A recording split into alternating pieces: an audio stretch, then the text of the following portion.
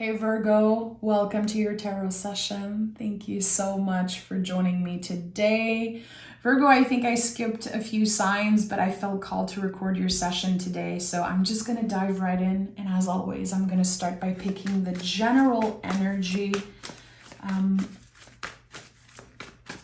I have this very specific vision. I'm going to call this a vision. I see a lot of images when I use the tarot.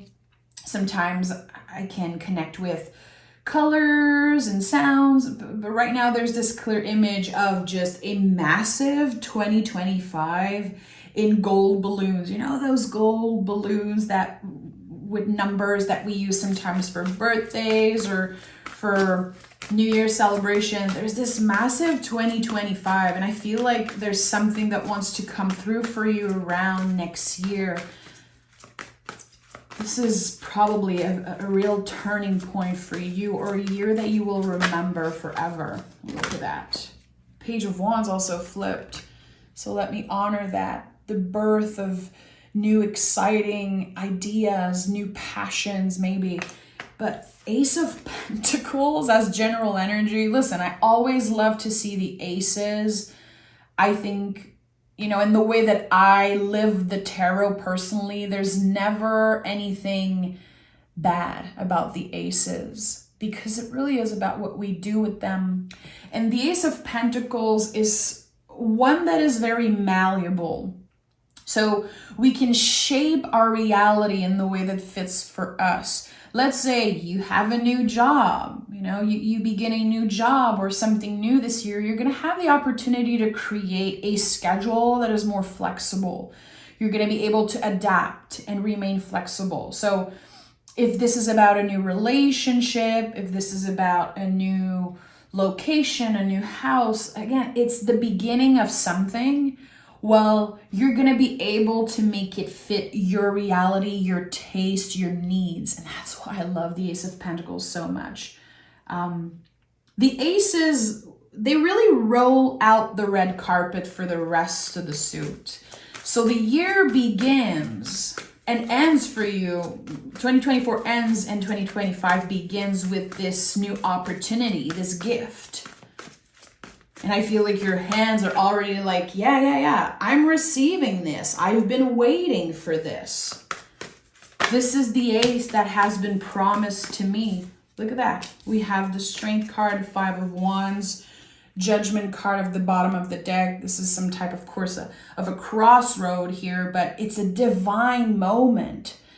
Change, a new trajectory, a new path.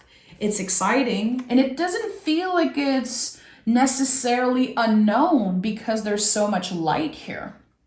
So the Strength card was our card for 2024. It was all about reclaiming our light, going back to this part of ourselves that loved differently, was more passionate, was excited about the future, this magical part of us. And we're collaborating with it. And also the Strength card could be about recognizing the beast, quote unquote, the beast. I feel like this card is the opposite of the Devil card. In the Devil card, we can be controlled by the beast. We're living our life backwards sometimes. But the Strength card, there's control here. So when I see this, especially with the Five of Wands and this inner battle that's going on between your heart and your mind, you could be wanting to quit something.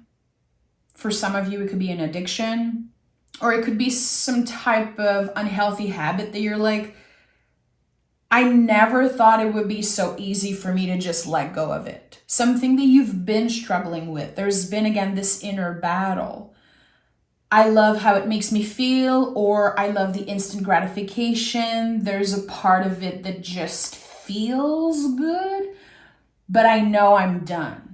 So there's either some of you that are going to be acknowledging, okay, I'm ready to change something. I'm ready to work on something. And for some of you, there's going to be this clear cut. Just this moment of, I don't want to do this and I'm not going to do it anymore. So for now, I'm moving on. It's the end of the road for me in this. Again, I want to say an addiction, but I want to be very careful. Something that you've been struggling with. We're not always talking about substances, abuse. When it comes to addiction, there are so many things. A lot of people are addicted to drama and they don't even know it. Some people are addicted to just something that makes them feel good. Again, this instant gratification. But I think that you burned yourself out around this thing. It's like too much of this. And now you want to start healing something very profoundly. You're ready to clear out some of the toxicity in your life and say, okay, this is a fresh start. Let me just try my best. And the Hierophant is here. This is a very, very powerful sign. Probably one of the most powerful cards in the tarot. And this is about you understanding that you have the power to do something that is very uncomfortable.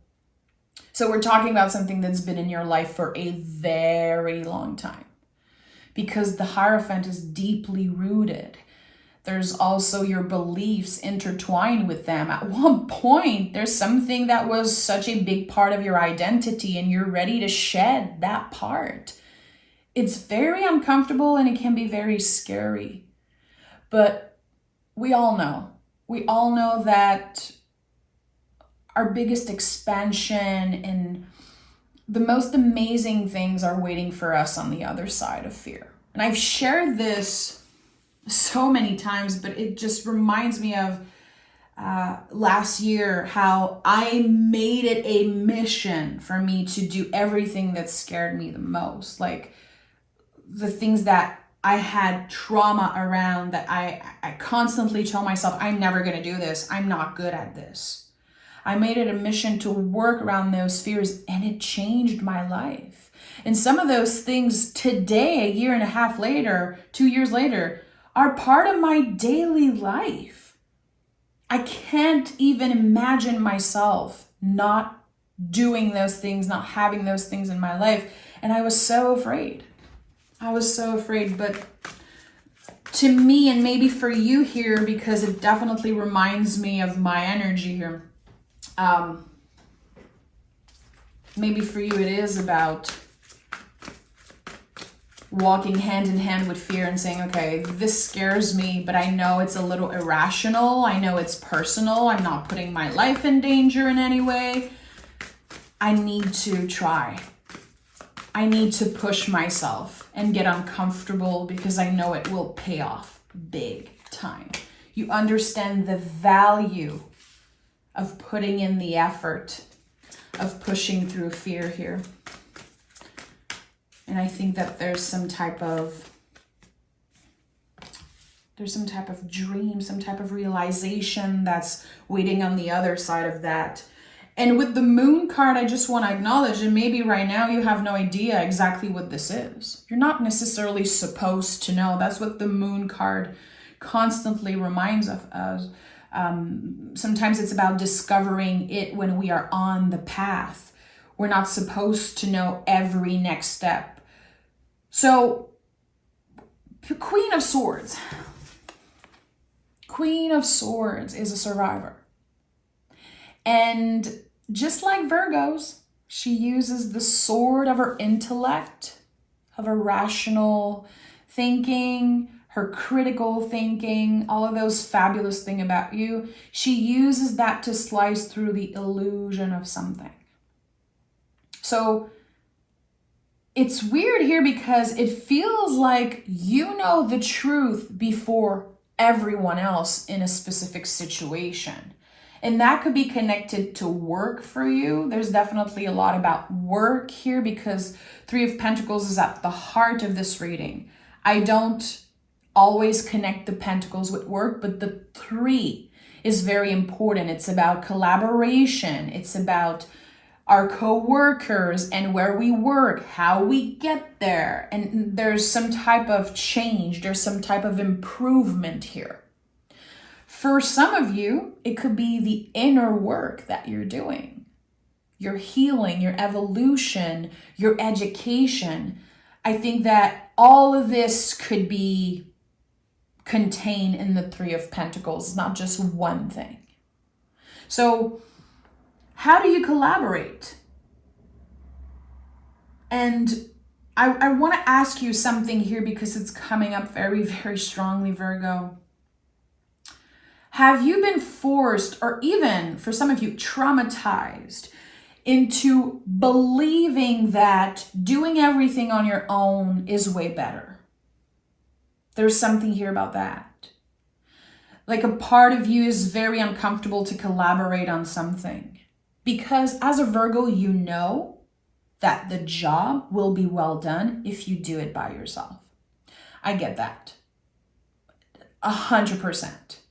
I think there's a lot of truth there, but with the Queen of Swords and the Moon card kind of, on both sides of the Three of Pentacles, there is part of it that's the truth, but there's also many other layers of that. Again, have you been raised into believing, or again, traumatized into believing that you are more valuable as a human, as a coworker, as a partner, as a son, a daughter, if you do everything on your own, if you never ask for help? There's a lie here. Again, there's part of it that is true and valuable, but on the other side, there's recognition that, wow, that's a very old belief. I think this is an outdated belief. I'm ready to collaborate on something. I'm ready for people to see my power in that way. And I think that you have so much to offer, Virgo. It would be such a shame for you to keep that all for yourself. I live with a Virgo. I've been living with my Virgo husband for 13 years now. And I cannot even begin to tell you how much I have absorbed, learned from his magic, it all starts with the critical thinking. It is really where your superpower lives, because this unapologetic way of telling the truth and critiquing things sometimes is seen as a bad side of you. No, it's so valuable. Thank God I have someone who always tells me the truth, even if I don't want to hear it. Even when I cannot see it myself. It is such a gift, but not everyone deserves that gift. Not everyone deserves your magic, your truth, your energy. So here, I think that you are, in 2025, collaborating with folks who understands that energy, they value it, and it feels like, I don't know why I'm getting this, but it's like, you're getting a raise. Oh yeah, you just started? Well, actually, you deserve a raise. You deserve more. You are more qualified than folks that have been here for a decade. So multi-layered energy when it comes to beginning new work or just beginning a new year at work. And again, if this is about inner work for you, which in my book, it's all intertwined. We have to remember that what we do for our 9 to 5 is part of our evolution and spiritual journey also. There's no disconnect. We evolve from our interaction with others. We evolve from, doing things. So it's all connected, the inner and the external world. I see you as the magician in the tarot always. I've always seen you that way.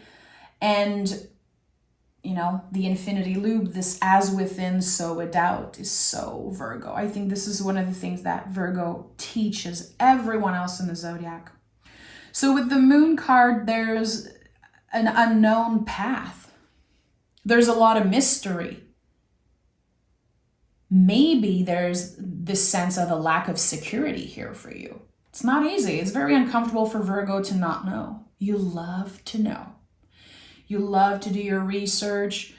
You, again, I think that you value independence because you know that you got yourself till the end no matter what. You know that you're going to do what it takes to succeed and to find the answer. Here with the moon, we're invited to surrender. There's going to be a lot of uncertainty. People are not going to be able to tell you exactly what the date is, what the data is, what's the point of something, why you have to do this, when you have to do this, until when you can do this. There's a lot of uncertainty here.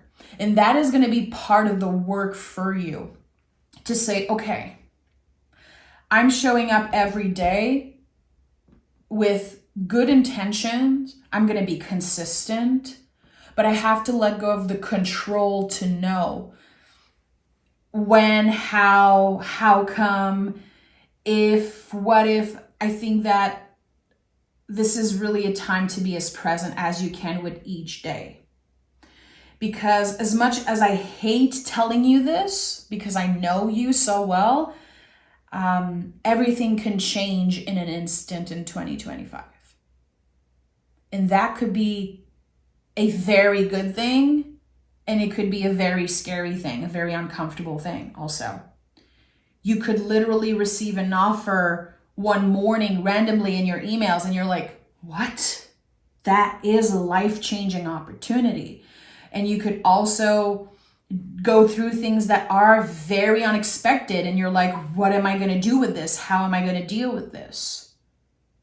You're going to go through it like a Virgo, with honesty, integrity, clarity, and the mental strength of a Mercury ruled sign. Constantly being curious, to ask the questions. You know, we have to keep asking questions even if we don't receive answers. And that could feel very confronting and annoying. But don't you ever lose that curiosity. Sometimes there are no answers right now, but we need to ask questions. Always. The day you stop being curious is, in my opinion, the day that you fail. The day that you are stuck on one side. So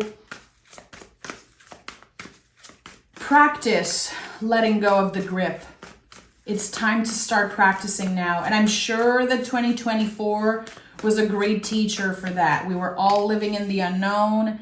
Every freaking day there was something weird in the news. And then we realized, oh, practically all news is fake news. Okay, so where do I get informed? And then there's our personal life, and there's, everything that's happening around the world. I think that 2024 was really helping us build this foundation that everything can change in an instant. So the Judgment card is here. This is my confirmation. And I think it's a very positive sign. When I said, I don't know if this is going to be positive or just challenging for you. Well, now I have the answer. We go from the Ace to the 3 to the 9 to the 10 of Pentacles.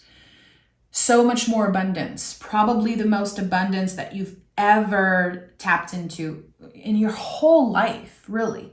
So the Judgment card is like, okay, there's this moment of change. It's a little unexpected, and it will clear out everything that's non-essential in your life, and it will bring you back home to yourself, to your real talents, your real value. But I think that you're going to be tapping into your own value as a human in very different ways in 2025.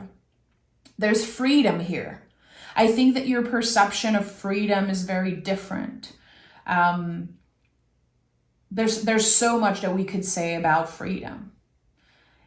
To me, emotionally, and when I really tap into my heart, when I think of freedom, it's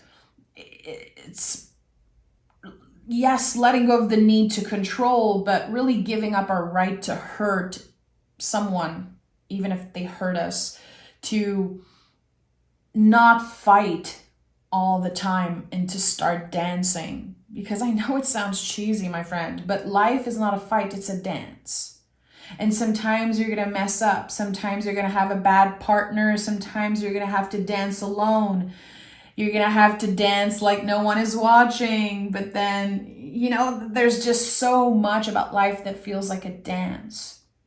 Way more than a fight. And I think that there's this shift here. You know, we go from the 5 of Wands to the 3 of Pentacles and then the 9 in that row. It's so interesting how this inner battle actually was the key to one of the biggest success of your life.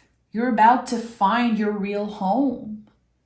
You're about to find where you belong. And that is something and a theme that has been showing up for you in the past 3 years constantly. It's like you're getting there. It's closer and closer and closer.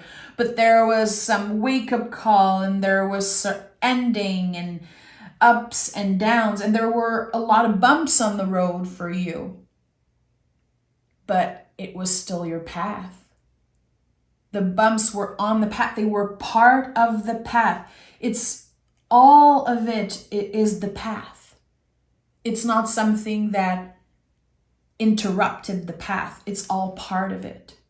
And we have the 10 of Pentacles here. And for me, this is just another huge confirmation that you're about to achieve in 2025 something that you are the first person in all generation to achieve, a level of success, a level of awareness, a level of mastery that people after you will celebrate and recognize.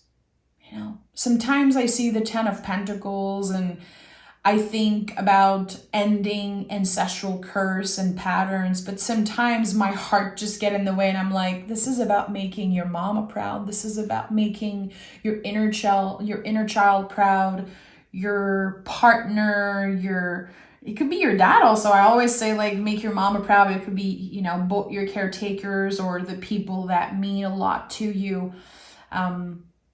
This is something that will be very important in 2025. This sense of, I'm actually proud of the work that I've done. I'm actually proud of this evolution here. I have 22 on the timer as I'm saying this. Interesting. So 22 to me is like the confirmation that the seed you planted in the past, they're growing.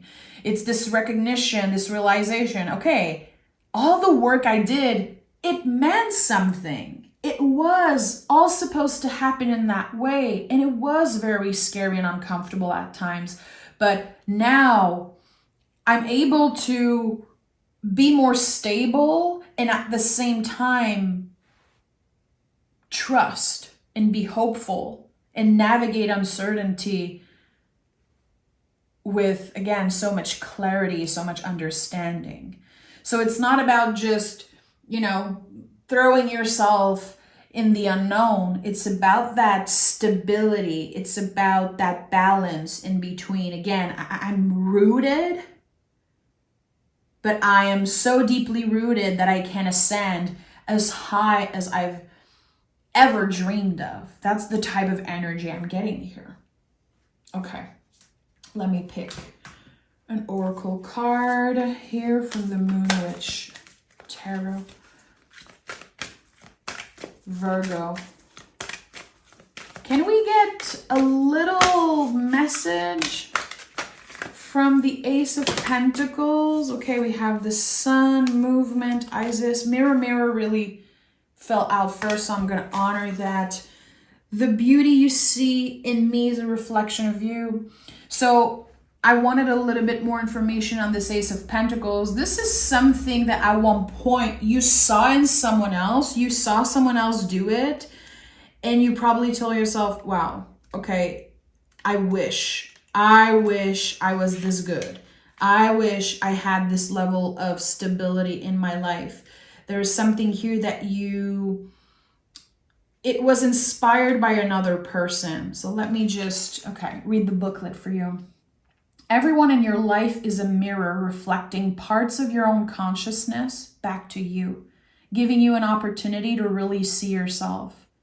This constant reflection is an opportunity to grow. The qualities we most admire in others are likely our own, and the qualities we dislike in others are often already present in ourselves. Yes, my friend.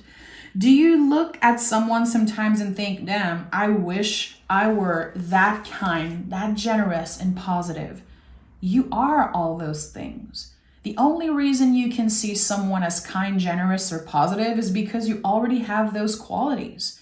You could not recognize them if they were not within you.